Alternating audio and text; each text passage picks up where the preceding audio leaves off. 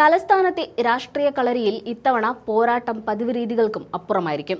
സാധാരണ സമവാക്യങ്ങളെ പൊളിച്ചെഴുതിക്കൊണ്ട് എതിരാളികളുടെ ഉരുക്കുകോട്ടകളിൽ വിള്ളൽ വീഴ്ത്താൻ ശേഷിയുള്ള പുതുരക്തങ്ങളെ കളത്തിലിറക്കാനാണ് കോൺഗ്രസിന്റെ പടയൊരുക്കം. ആ പടയൊരുക്കത്തിലെ ഏറ്റവും പുതിയ ചർച്ചാ വിഷയമാണ് വൈഷ്ണ സുരേഷ്. തിരുവനന്തപുരം കോർപ്പറേഷനിലെ CPMന്റെ ഉറച്ച കോട്ടയായിരുന്ന മുട്ടട വാർഡ് അട്ടിമറി വിജയത്തിലൂടെ പിടിച്ചെടുത്ത ആ പഴയ മുട്ടട മാജിക് നേമത്ത് പരീക്ഷിക്കാൻ കോൺഗ്രസ് തയ്യാറെടുക്കുന്നു എന്നതാണ് നിലവിലെ രാഷ്ട്രീയ വാർത്ത.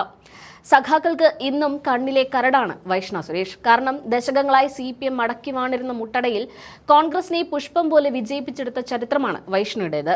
വോട്ടില്ലെന്ന ആരോപണവും വോട്ട് ചേർക്കലിലെ അപാകതകളും ഉയർത്തി നിയമക്കുരുക്കുകളിൽ തളച്ചിടാൻ നോക്കിയ ഇടതുകോട്ടയെ ഹൈക്കോടതിയുടെ ഇടപെടലിലൂടെ നേരിട്ടാണ് അന്ന് വൈഷ്ണ വിജയിച്ചു കയറിയത്. ഈ പോരാട്ടവീര്യം നേമത്തും ഗുണം ചെയ്യുമെന്നാണ് കോൺഗ്രസ് നേതൃത്വത്തിന്റെ വിലയിരുത്തൽ. നിയമമണ്ഡലം എക്കാലത്തും വലിയ സർപ്രൈസുകൾ കാത്തുവയ്ക്കാറുണ്ട്. 2016 ഒ രാജഗോപാലിലൂടെ BJP കേരളത്തിൽ അക്കൗണ്ട് തുറന്ന മണ്ഡലം. എന്നാൽ 2021 വി ശിവൻകുട്ടിയിലൂടെ ഇടതുപക്ഷം അത് തിരിച്ചുപിടിച്ചു. അന്ന് കരുത്തനായ കെ മുരളീധരനെ ഇറക്കിയിട്ടും 3ാം സ്ഥാനത്തേക്ക് തള്ളപ്പെട്ട കോൺഗ്രസിന് പക്ഷേ വോട്ട് ശതമാനത്തിൽ വലിയ വർധനവുണ്ടാക്കാൻ സാധിച്ചിരുന്നു. മുരളീധരനുണ്ടാക്കിയ ആ അടിത്തറയിൽ നിന്ന് വൈഷ്ണ സുരേഷിനെ പോലൊരു യുവമുഖത്തെ പ്രതിഷ്ഠിക്കുമ്പോൾ മണ്ഡലം തിരിച്ചുപിടിക്കാമെന്ന ശുഭാപ്തി വിശ്വാസം KPCC തലത്തിലുണ്ട്. എങ്കിലും ചില സാങ്കേതിക തടസ്സങ്ങൾ ഒരു വിഭാഗം നേതാക്കൾ ഉയർത്തുന്നുണ്ട്. MLA ആകാൻ കുറഞ്ഞ പ്രായം 25 വയസ്സായിരിക്കെ 24 വയസ്സുകാരിയായ വൈഷ്ണയെ പരിഗണിക്കുന്നതിലെ പ്രായോഗികതയാണ് പ്രധാന ചർച്ചാ വിഷയം. എങ്കിലും AICC നിർദ്ദേശിച്ച 25% വനിതാ സംവരണം നടപ്പിലാക്കാൻ ഉറച്ചു തന്നെയാണ് തിരുവനന്തപുരം DCC.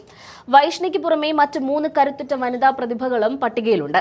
KPCC ജനറൽ സെക്രട്ടറിയും മികച്ച ഭരണപരിചയവുമുള്ള രമണി P നായരെ വാമനപുരം മണ്ഡലത്തിലേക്കാണ് പരിഗണിക്കുന്നത്.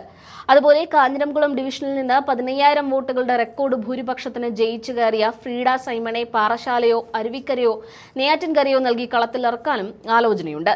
വട്ടിയൂർക്കാവിൽ വീണ S നായരും പട്ടികയിൽ മുൻനിരയിലുണ്ട്.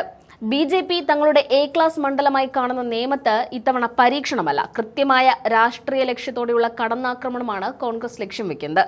യുവത്വം, സ്ത്രീ സംവരണം, അട്ടിമറി വീര്യം, ഈ 3 ഘടകങ്ങളും ഒത്തുചേർന്ന വൈഷ്ണ സുരേഷ് പട്ടികയിൽ ഇടം പിടിച്ചതോടെ വരാനിരിക്കുന്ന തെരഞ്ഞെടുപ്പ് തിരുവനന്തപുരത്ത് തീപാറുമെന്ന് ഉറപ്പാണ്.